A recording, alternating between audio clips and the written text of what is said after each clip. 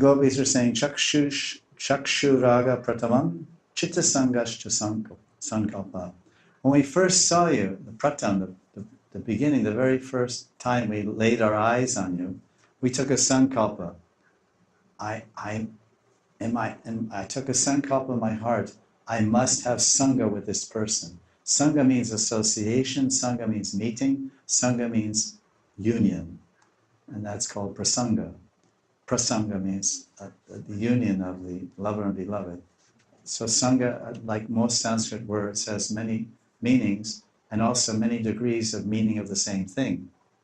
So sangha means meeting, but then there's meeting, socially meeting, or disciple and sadhu, or let's say sadhaka and sadhu meeting, or it means a gathering of people, and it also means the meeting of the beloved and the beloved in the most intimate moments of complete ecstasy.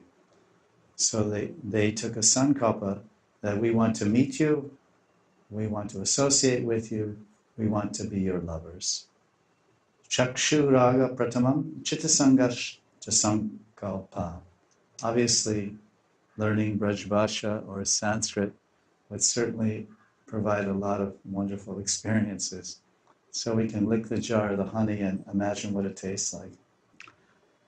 He says, so we saw you, and the seed of you, when we first caught sight of you, the seed of this creeper of our hopes, known as Bhav, it was created by your Aravinda nature, because they call him Aravinda Netram.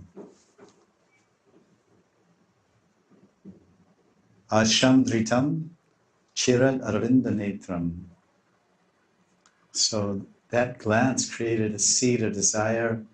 We have to, I'm attracted, I'm feeling attached, I'm feeling bewildered, I want to meet, I'm desiring, I'm thinking when to meet, how to meet, will we meet.